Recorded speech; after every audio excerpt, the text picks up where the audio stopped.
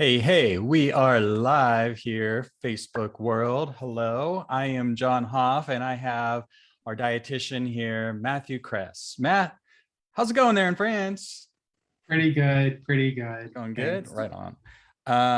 I am here trying to get my volumes all squared away. Hang on just a sec. Um, so here in Vegas, Matt, while everyone, while people are going to be hopping on here, we'll give them just a moment.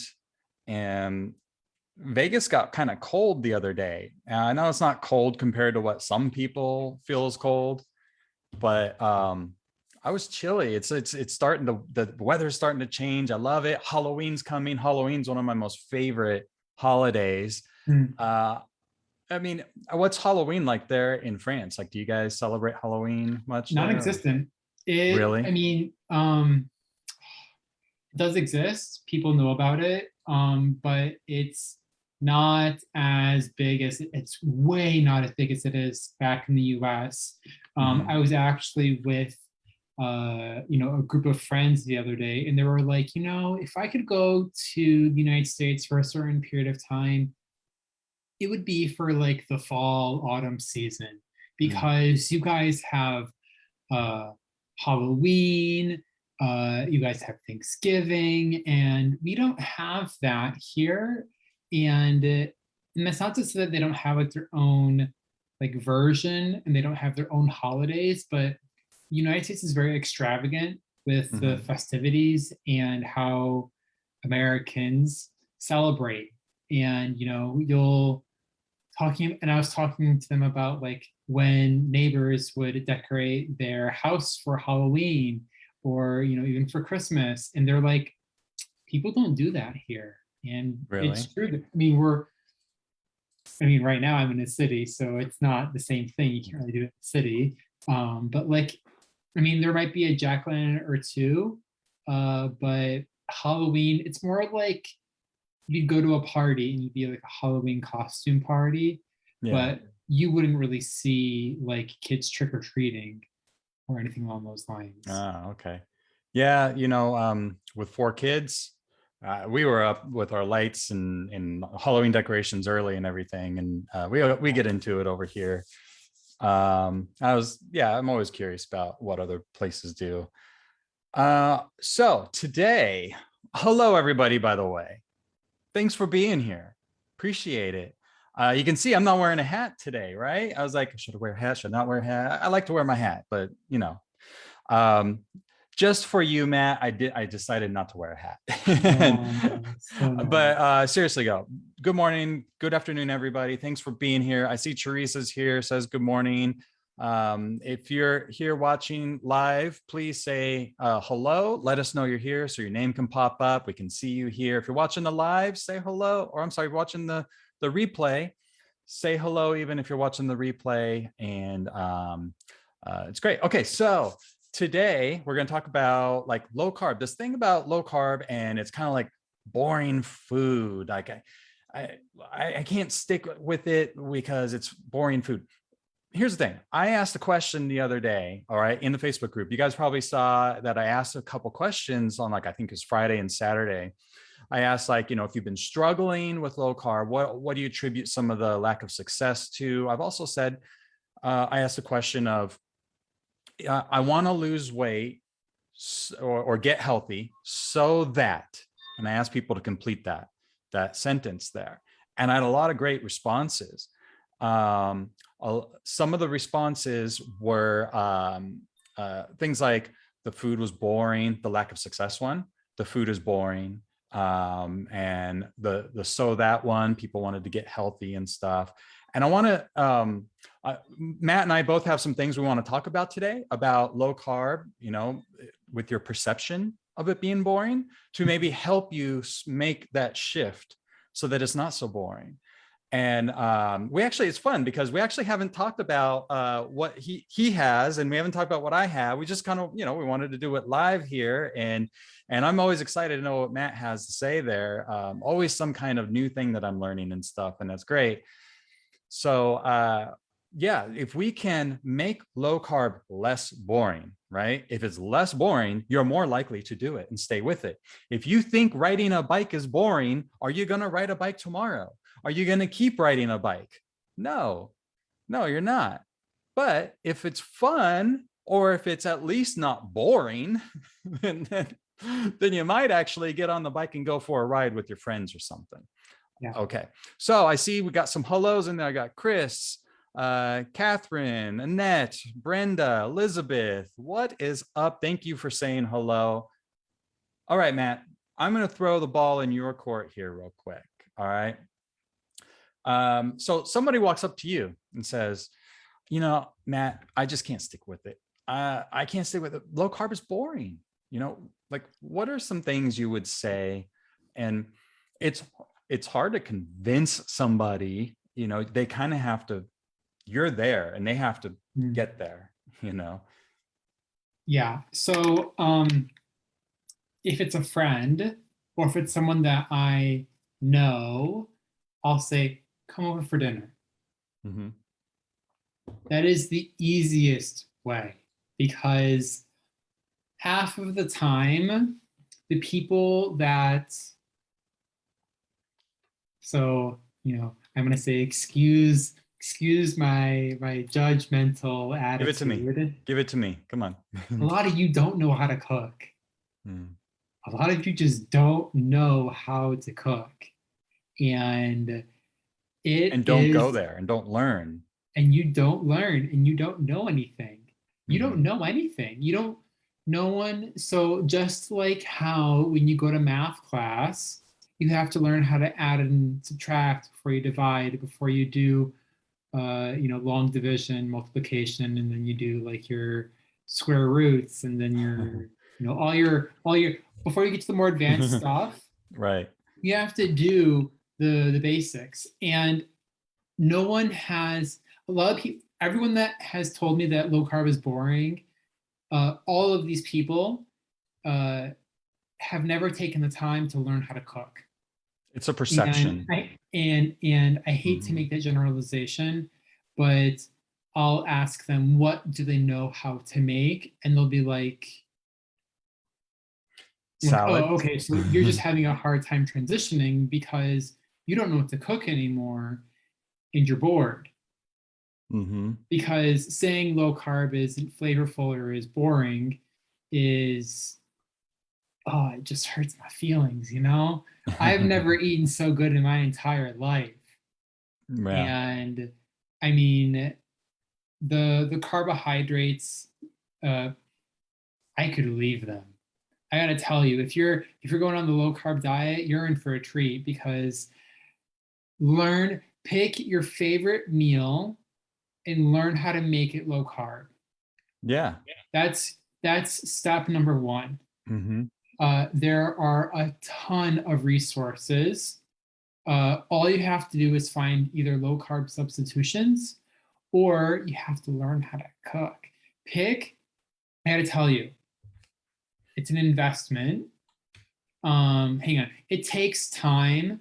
But when you learn how to cook something, there's a sort of like pride that you get when you serve it to, you know, whoever, or even to yourself, and you're eating that meal and you're like, damn, this is good.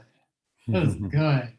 And there is not one meal where I'm like, I'm bored. Like, this isn't, like, every single time I sit down to eat, I am like, dang, this is good. This is good every time. You gotta learn how to use your salt shaker.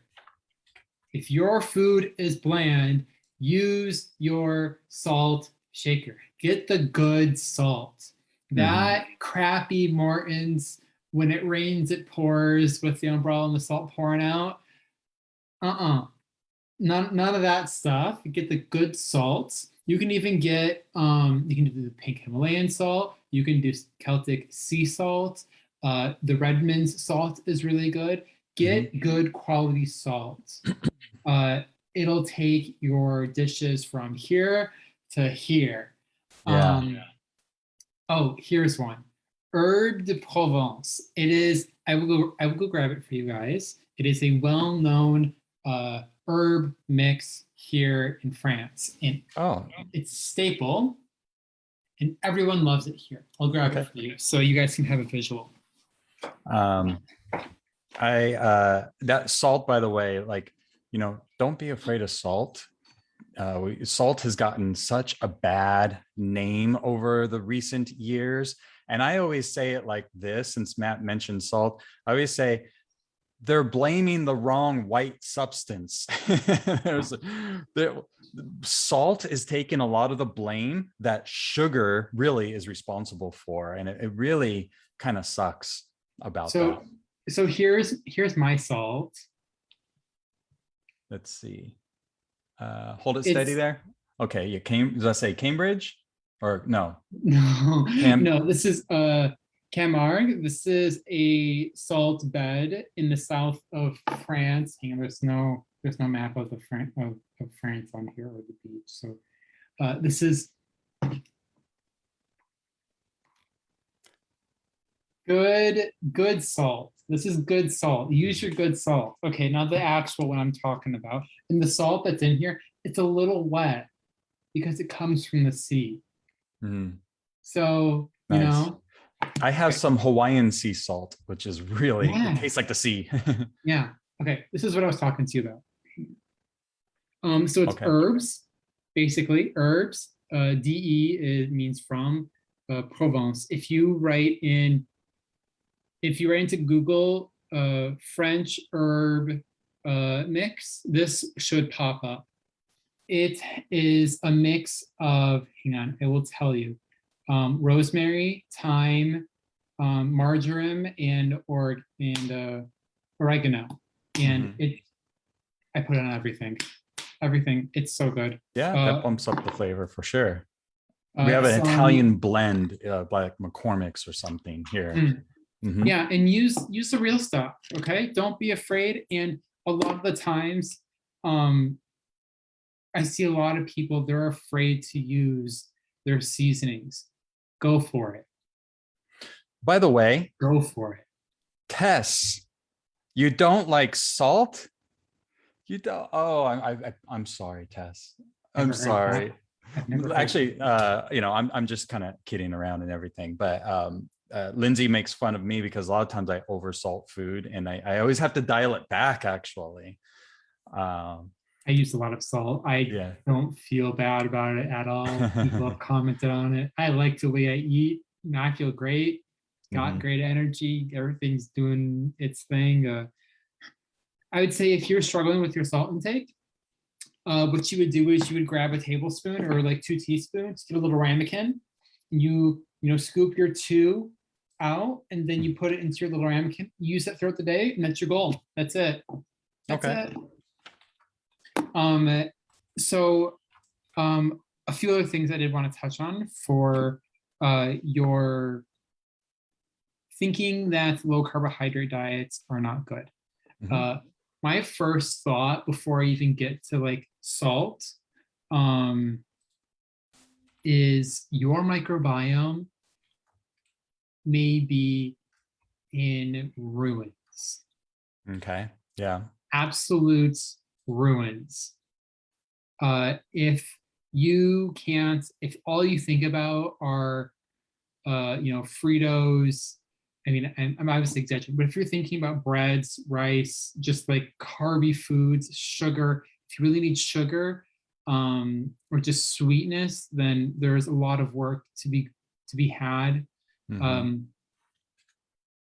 With that, what I would say is the microbiome is the slowest aspect to adapt into a new diet. So you have to be patient with yourself. Yeah. But also what you should be doing is incorporating holistic fermented foods into your diet. And that's not hard. People, they go, fermented foods? Oh no, like that sounds horrible. It's not. Yogurt is a fermented food. Right. That is the number one thing I tell people. I know it's not necessarily low carb. Sometimes it's not as low carb as we would like it to be. Yogurt gets a free pass, I swear. I give you, here is your slip. You can have yogurt. I'm not talking a pound of yogurt. Yeah. You can have a cup of yogurt per day, no problem. I get the FAGE, FAGE. It's here in America. They have, I don't know Yeah. if it's there, but yeah. And it's like the whole milk or the most, or maybe it's 2%. It's like the highest percentage. And for like 3/4 of a cup, it's only like 5 grams of carbs, I believe. Yeah, So, it's really, it's not a lot, but mhm. what needs to happen is that right now, if you're not tolerating, uh, like regular ketogenic foods and you're having severe carbohydrate cravings, what you need to address is your poor microbiome balance. You've got too many of the bad guys, and like none of the good guys. What Right. you need to do is introduce fermented foods, which builds this section. Mhm. And then as you reduce and as you eat more ketogenic, these guys shrivel up and they kind of die off. And then there's more of these guys, and you'll find that once you have better momentum in the ketogenic diet, these guys proliferate more and more, and then your carbohydrate cravings are muffled because these guys have taken over. If this is your carb craving situation.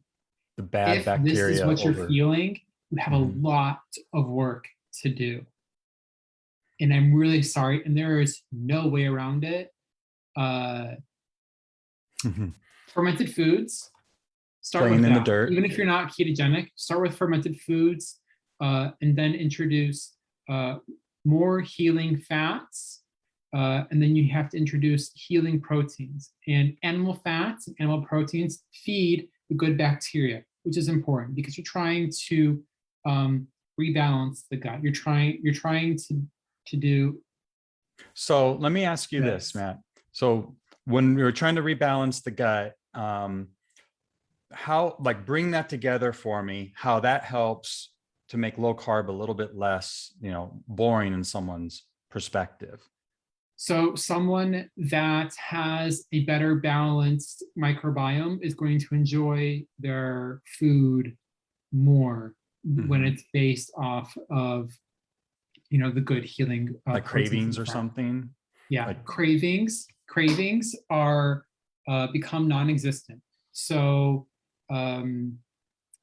there is this book, it's called 10% Human, mhm. and they really dive into uh, the how the microbiome influences the brain and cravings. Because when you say, "Oh, I've got a bad gut feeling about this," that's your gut. Those are your gut microbes telling the brain, "Oh, pay attention, alert, alert," or "Oh, I've got butterflies in my stomach." Those are your gut bugs telling your brain something. Gut There bugs. is a Mhm. gut brain axis. Your gut is directly connected to the brain, and it's done through the vagus nerve. Um, the gut brain axis, you can put it to the test by having some alcohol. The alcohol will hit your digestive system, and it will influence your brain within a matter of an hour, depending Uh-huh. on how much you're taking in. Um, the the gut is actually referred to as the body's second brain. And there are some people out there that would say that the gut is more influential than the brain is, and because you're more microbes than you are actually human. Right. And you're just a shell. You're just I'm not skin, bones, and human. organs. I'm Yeah, not you're human, just Matt. no. We're all just aliens. We're all just vessels We're- of these like little gut microbes that are trying to rule the world. Um, um, keep in mind, if you just joined, everyone, right now, Matt and I are talking about helping to make low carb. If your perception is eating low carb is a little bit boring, therefore it's kind of hard to stick to, we're trying to maybe give some tips, insights, and everything to help with that and perspective. Matt is talking, like I said before, Matt's talking, he had some things to talk about. I got some things to talk about. We haven't even talked to each other about it. So I love it. It's just a real conversation. Like what Matt said, when come over, let's sit down, let's talk. Right. And that's kind of what we're doing. And what I would like to know is in the comment section, let me know if low carb does seem a little boring to you, you know? I mean, as far as foods go, is your perspective that way, or is it really kind of easy and you enjoy it? I'm just curious. And I see that Tess asked a question. I don't want to veer off track just yet, Tess. So we'll get to that question. She asked, like, isn't salt a lot of salt bad for your heart and everything? But we'll get to that. Yeah, we'll get to that because that's a very kind of in-depth discussion. So anything else, Matt, that you have? Like, I know you have some books or something. What So I what do you have for prepared, me? yeah, I prepared a list of books. I don't have ketogenic books because it's all up here. I don't need the books for recipe ideas. But that being said, I do have a selection of books that everyone should have on hand. The first book is this. It is called the Flavor Thesaurus, and it is basically, it's like a color wheel of pairings. So just like how people talk about, oh, this kind of wine goes with this kind of dish. You have this whole wheel. This is the inside cover. And then, for example, right here, it says fresh and fruity. You've got, earthy tones, meaty, marine, salty, greeny, grassy, spicy, woodsy. And then as you go into the book in its individual pages, let's ignore the fact that I opened right to the potato page.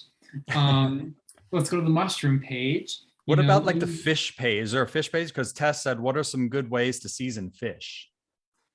How about, let's do that. Let's go to the fish page and I will tell you. And if anyone in here likes to cook fish, I don't cook a lot of fish. I cook a little bit of fish though. But if anyone cooks fish, maybe give Tess a couple of pointers or ideas or anything like that. If you have some good seasonings for fish, I usually I'll do salmon with the skin down, and I just do like salt and pepper. Really is what I do with a little bit of oil. Okay, so I'm in the index. And so there's this whole section. So it's basil, beef, beetroot. These are like all of the bases, and that it gives you suggestions on what you can pair it with. Okay, so let's go to F for fish. C. By the way, while Matt's looking at that, everyone, I want you to see something here. So I wrote down, I prepared for the conversation here as okay, I'm still writing. Okay, wait a second. No, I'm still writing. No, wait a second. I'm still writing. So if you I was thinking about something here because I have a lot to talk about, which I was going to go in a little different direction with what Matt is going in as far as recipes or not recipes, but flavor profiles and books and stuff. Cause I know Matt is really good at that. So I was like, well, how can I add something maybe on a different perspective area? So I have mental things, mental thoughts of how I perceive low carb. So that's the direction that I was going to go in. I don't think I can remember unless I read it to everybody.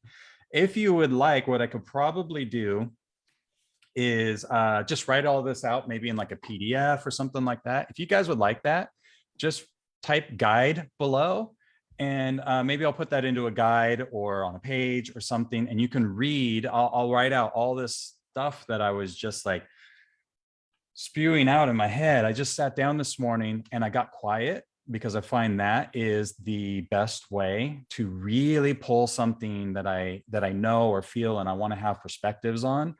I sit down, I was quiet this morning. I had my first cup of coffee and I just sat down, I closed my eyes, I started drinking a little bit, I'm thinking, and it's quiet.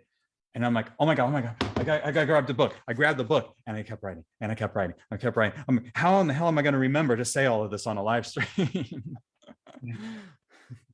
Yeah. I see a few guides in there. That's cool. I'll type it out. It's more of a spiritual, dare I say, kind of viewpoint. But it's a viewpoint. Yeah. So did you find it, Matt, on fish? Yes. So there are a few sections. So I went to the oily fish section. But there's an entire section on seafood, all swimming, let's say. So the chapter is marine, and it goes into shellfish, whitefish, oysters, caviar, and oily fish. And then it gives you, for example, let's go into the oily fish section.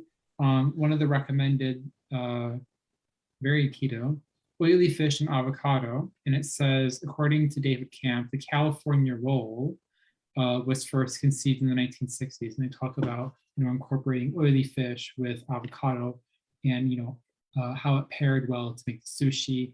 But you can also use the same ideas and same inspiration to make, maybe you're not doing sushi with the rice, but you're using the inserts that go into the sushi, without the rice. Or, you go through the whole thing, and it gives you not just other food options, but it tells you how to season it properly. So it says oily fish, cucumber, oily fish, dill, garlic, ginger, lemon and lime, mint, mushroom, onion, rosemary, thyme. There's honestly, there's a whole laundry list. And this entire book is just a guide to help you better season and eat better food. I'm going to grab a book too. Keep talking. Okay, so this is book number 1. So book number 2, which is my book that I go to all the time. I don't think you guys are ready for this. Julia Child's Mastering the Art of French Cooking. Love Julia Child. Love her. She's my favorite. She's so wise. French cooking, if there is a cuisine to lean on in keto, it is French. They use so much butter and or olive oil in the entire book. If there is, you could go to this book very easily and just use the low carb options, and that would very easily put you on the right path. They do use bread, they do use rice, they do use tomatoes, but you just have to use your brain and use the lower carb options they have. I used her beef bourguignon recipe, and I made it the other day, and it was not as hard as you think it would be. She even has a second volume 2, and this one is another one, and it just goes into farther detail of, her wonderful first version. And then my second recommendation would be Nourishing Traditions. And this is how food would be classically paired with its ancestral. So like when someone, I'm not saying liver and onions, but liver and onions is a known combination, and not liver and onions. But if you're thinking, what do I pair with mushrooms, or what do I put with my chicken? They'll give you in here, they'll give you very well-known chicken recipes that are paired with a variety of vegetables and have it be a traditional dish from a certain area. And if it's a traditional dish, they're not going to eat it if it's a boring meal. There's a reason why it's traditional. So this is a fantastic resource for if you're stuck on a certain protein, or you need to know how to combine certain things, or you want to learn how they used to make things, a little bit back in the day. This is another excellent resource. And then they even have a second thing that I recommend to a lot of people is Nourishing Broth. And it's this is a recipe book, and it's a guide to whole food eating. But this book is an extension, and it's a focus on broth and on how healing broth is.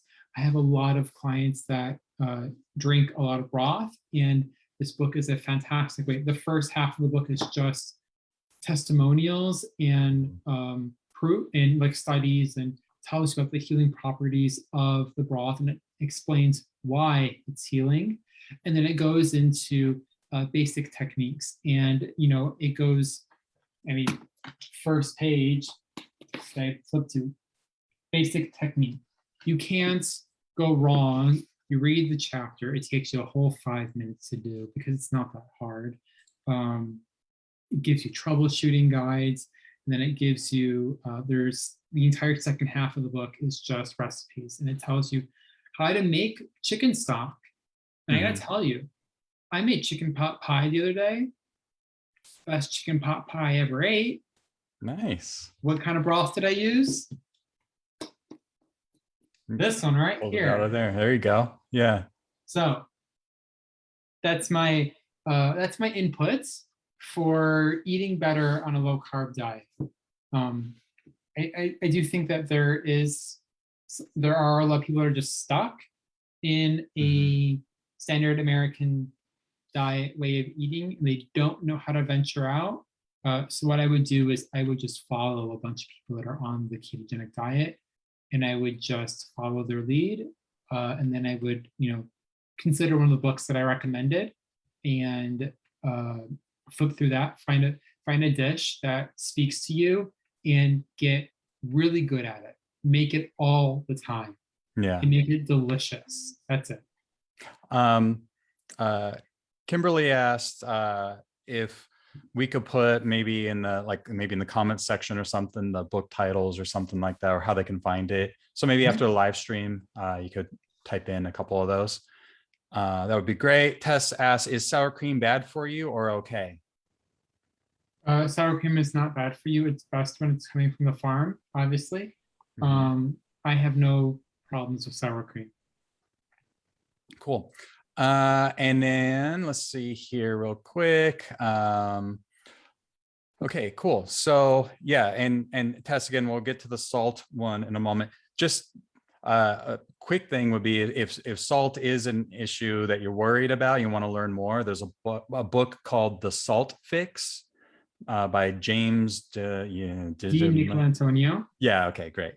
And I'm even half Italian or part Italian. I don't know, Ancestry says I'm 1% one month and another month I'm a different percent. I don't know I know my great grandparents came from Italy. I should be able to say his last name, unless he's Greek, I guess. But okay, so yeah, The Salt Fix, and he really gets into that. Yeah. I would also recommend, there's a video out there. It's from the channel What I've Learned, if I'm not mistaken. And he dives into the whole salt thing. And I'll make a comment onto this video with a link to that. There are 2 videos on salt consumption and how you should not be afraid of it. One thing that does come to mind is the Japanese have one of the saltiest diets on the face of the earth, and they have the least heart problems on the earth. So you should take that into consideration. Yeah. So we're running short on time, so I'll try to get through some of this stuff. But I think that the perspective that you gave, Matt, was really good, because it's, I mean, I had a book here too that was like, if somebody was be like, well, the foods are just boring. I think there's two ways you approach it. You approach it, and I think it's great that you went that way and that I went this other way, so we can cover both ends of it. Because on one hand, you can tell them like, look, here, this is, Maria Emmerich is cooking ketogenic, right? Cinnamon roll, minute muffins. That sounds good. Frozen orange cream bites. What do we got here? We have easy kimchi. There you go. If you want the fermented foods. And that's I got some in my fridge. I love that stuff. Oh, that's cool. Yeah, I can eat it. Dairy-free chocolate shake. There's different things. I can go on and on with some of these different things that she has. Borelais mushrooms over a really nice cooked steak, and I can sit here and try and paint the picture of low carb is boring. Like, what do you mean? I get to eat bacon. I get to have butter. I get to have all these different meats, like a really nice, beautifully cooked steak with some, roasted, whatever veggie it is that you like, put whatever veggie it is that you like on there. So many different little things that you can do. And I think too, part of the perception is that when someone comes to low carb and they want to lose weight, they think in their mind, they think, oh, wow, I have to eat like this kind of weight loss protocol for the rest of my life. And that's not necessarily the truth, right? That's a perception that someone has, because I look at it like this is all a perception.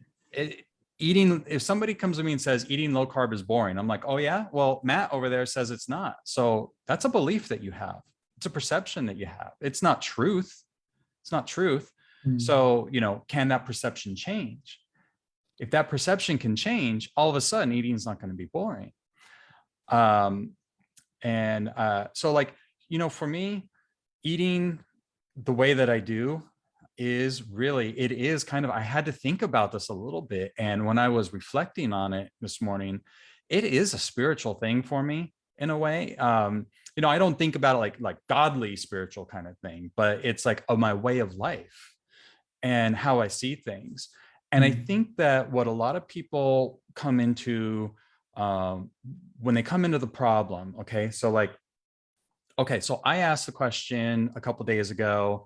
I want to eat, how did I word it? I want to eat, I think I have it actually in here. I said, I want to lose weight and get healthy so that, I asked that question and I asked people, finish that sentence, so that. And I was getting a lot of top level answers, which really needed to be dug down deeper. And it's okay. That's why people need a coach, because a lot of times people who aren't trained don't know how to go, don't know the right questions to ask. The quality of your life, quality of the questions you ask, right? And when I say, well, you want to get healthy and lose weight so that, a lot of people would answer, so that I can feel healthy, or so that I can feel less pain, right? But what does that mean? Feel less pain in your arm? Do you have headaches? Less pain emotionally? Like, we got to dig that down a little bit. And when you dig it down a little bit, then you start coming to some different perspectives of what's really going on here, what you really want. And that is super important, because that's going to change context of everything. So when you take, let's say, 2 plates of food, what I believe a lot of people do, why they say low carb is boring, is that they're comparing. They're making a comparison.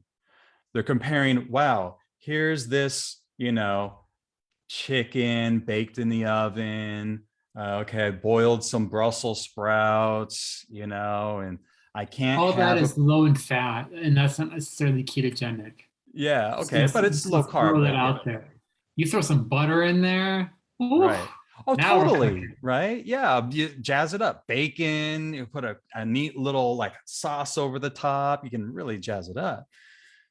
But you have this perspective of this low carb food is just, okay, I got to eat broccoli. I got to eat salad. I got to eat, I can have a steak. And then they look on the other side, and what's the comparison of? The comparison is of what they used to eat in their comfort zone, which was mashed potatoes, fried chicken, pizza, macaroni and cheese. And so they're comparing. When you compare these things like that, that's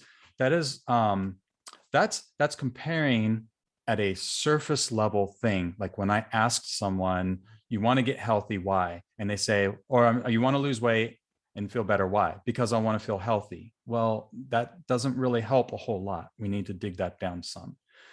So why do you want to be healthy? Well, I want to have a little more energy. Okay, well, why do you want more energy? Let's figure this out. Well, because I want to be able to, not feel tired all the time, take naps. Okay, well, why do you want to do that? Well, because I want to run around with my grandchildren more. Oh, okay. There we go. So there's a perspective for a moment. Okay. Perspective. I want to run around with my grandchildren more. So it's not just about being more healthy.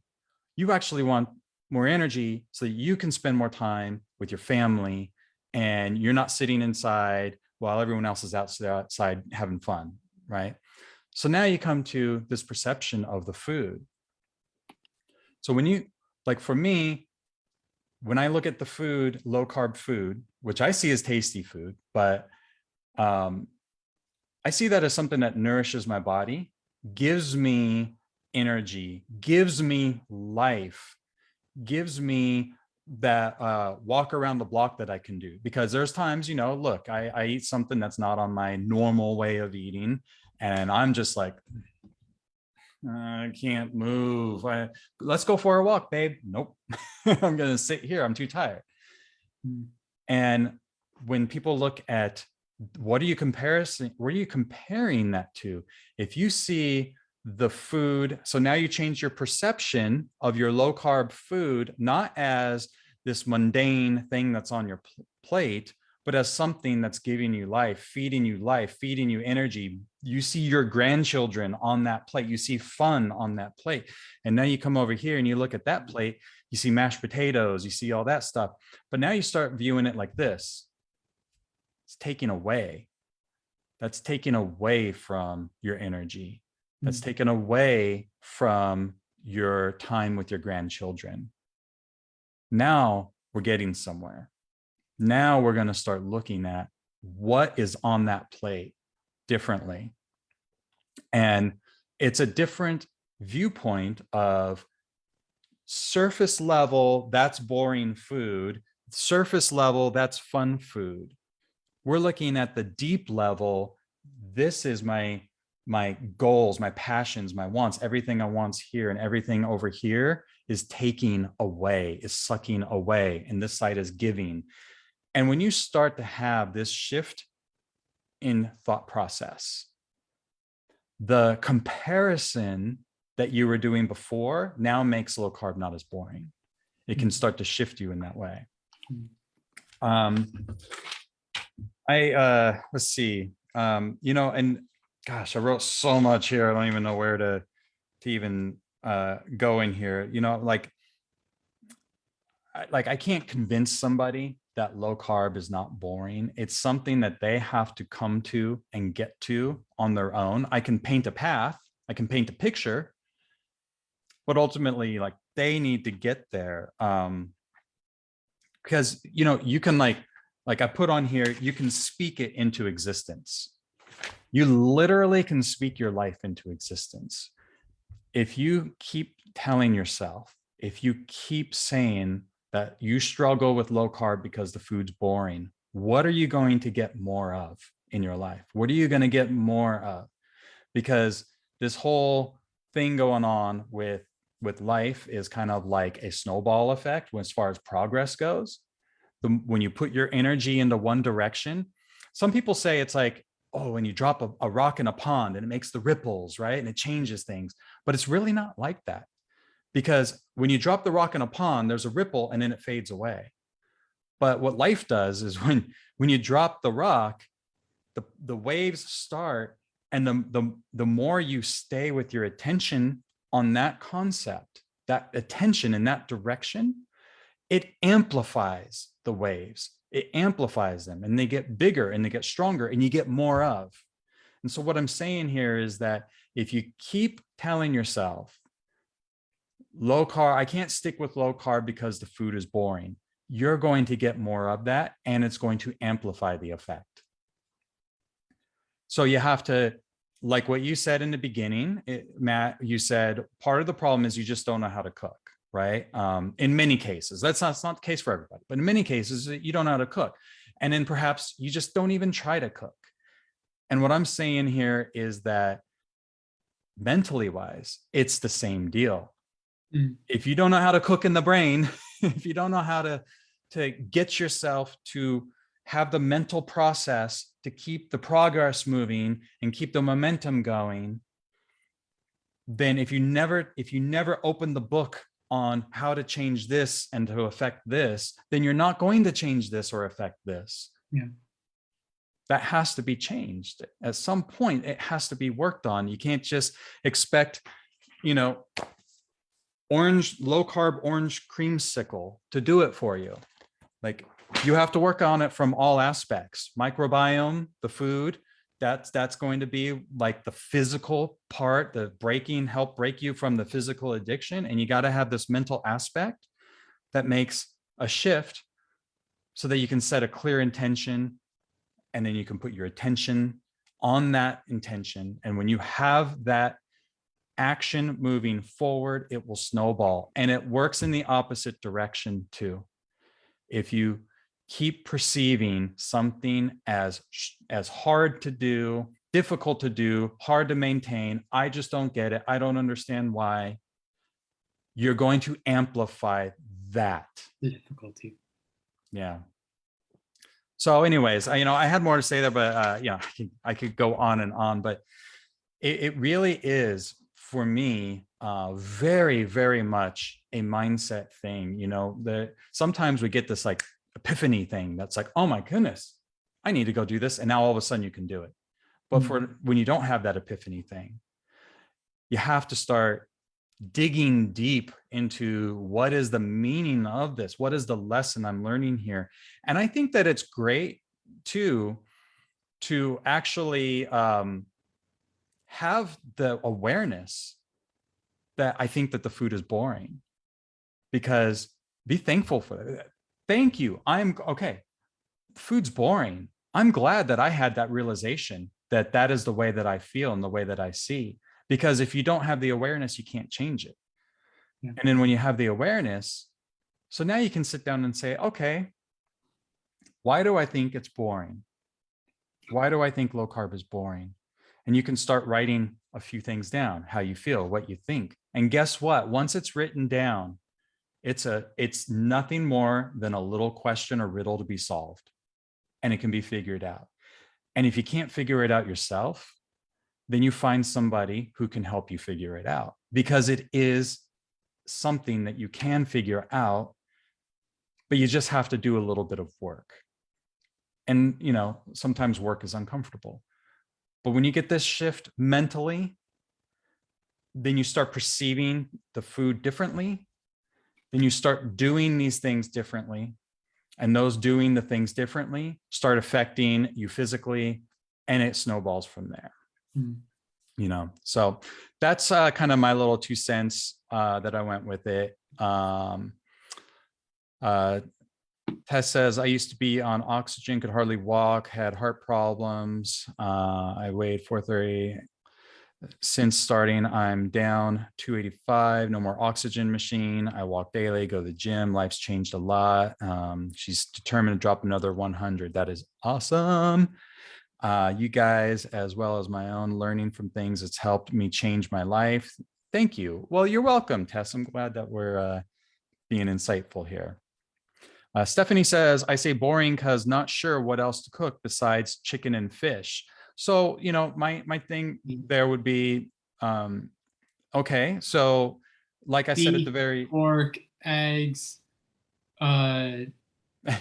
there's, and then what you also get into is, there's different animals to eat, but then there are also different cuts of that animal to eat. There isn't just a steak. Have you ever had oxtail? Have you ever had rabbit? Eating a chicken breast isn't the same as eating, like a drumstick. Like we all know that the drumstick is more, in my opinion, the drumstick is more delicious than a bland chicken breast.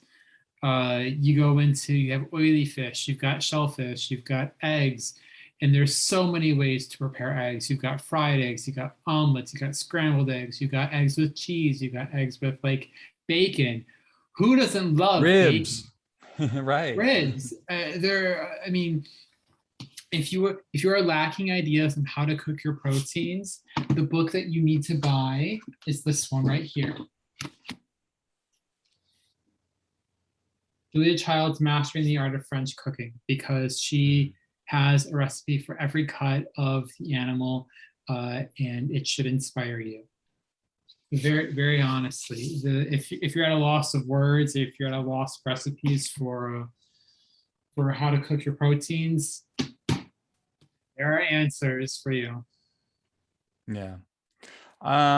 Okay. So yeah, if Stephanie said thank you, she wrote it down. Right on. If you guys feel that perhaps you would like to maybe learn from us a little more, if you feel like we could maybe help you in your journey in any way, then we have a few options for you where you can come work a little closer with us. Okay. And if you would like to learn what those are, if you're ready, but we just ask that you are ready to make a commitment on it, because you need to do obviously the work to get there, but we have ways of helping. I believe someone in here mentioned, by the way, Matt, I can say exactly who it was here. Was it Kimberly? Well, someone just asked, does Matt have any guides?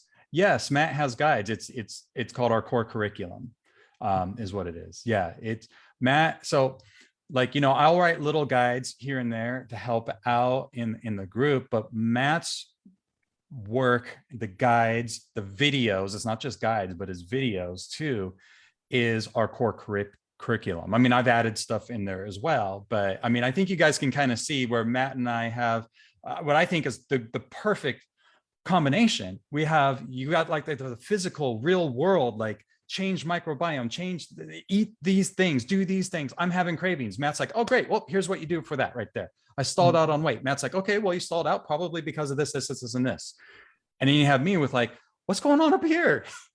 Let's change that too. And then when you can have that marriage of both, I mean, you're really on a really good path to make a lasting change. And if you feel like you could benefit from us on that, then I put, I believe it's in the text area here, a link that you can click on, and that'll take you over to just a form to fill out. It sends us an email, just that you're kind of interested in maybe what we have. But we can help you. We have a core curriculum that will guide you through the whole weight loss process, guide you through some mental things to start thinking about. And then there's other options too, like, oh, you know what? I want more of Matt. I want more of John, whatever it is. Then we can talk about that. We have different things there as well. So in that case, I just like to invite you to looking into what else, we might have for you that's above and beyond some free content that, we really put some time and energy to really affect somebody's life, to really make lasting change. And it goes beyond just some recipes, because you can find recipes, Matt, there's 1,000,001 recipe books. I'll be honest with you. We don't have a ton of recipes that we give. We do have some, but it's more about like teaching you how to ride the bike, not the fish, right? Teaching you how to fish instead of giving you the fish. That's the better analogy. Exactly. Yeah. And if you want to learn how to fish on low carb, just let us know. You can tap that link, send us an email, and we can talk about some options we have for you. Cool. Stephanie, what are your thoughts on fasting? You might have spoke on it a little late. So yeah, it's a little late in our thing. We love fasting. Fasting should be done kind of when people are ready, right, Matt? And if you go into the guides section of our group, so if you scroll to the top of the Facebook group, there's a little menu area that says guides. Click on that. We have a few videos on fasting, and where Matt just talks about, Matt is really knowledgeable when it comes to the whole fasting, intermittent fasting, and everything like that. And, so some really good tips there. Cool. John, do you or Matt have your own published low carb recipe book? I know maybe one day. I take pictures a lot of times and send it to some of my family who I do help on this. The thing is that I'm on the maintenance stage, so it's not always the protocol stage, I suppose you could say. But I do share some of that stuff sometimes in this group, but we do have a clients only Facebook group. And sometimes I take pictures of what I'm eating. I'm like, hey, here's what I'm eating. Check this out. So anyways, unless there's anything else, Matt, do you have anything else that you'd like to say? Nope. We hit all topics, I think. Yeah, I think we hit it pretty good there. I will write this stuff out and a little bit more, it's a little better thought process guided way. I'll write it out. I'll put it in a guide. And if you type the word guide below, I'll make sure that you get a copy of it. Just give me a little time to get that written. And in that book, by the way, Tess, The Salt Fix, I suggest maybe getting that book if you're concerned about salt, There's because an audiobook too. what's that? There's an audiobook as The well, audiobook. I think. Perfect. Yeah, salt's really not the devil. It's Mm. not. Now, overconsumption of anything can be the devil. But all right. So Stephanie said guide. Brenda said thanks. Enjoyed it today. Right on. Thank you, everyone. I appreciate you being here. And we will see you next week on video. But you know what? We might see you in the Facebook group this week as well. All right. Thanks and have a good one. Bye, everybody. Bye.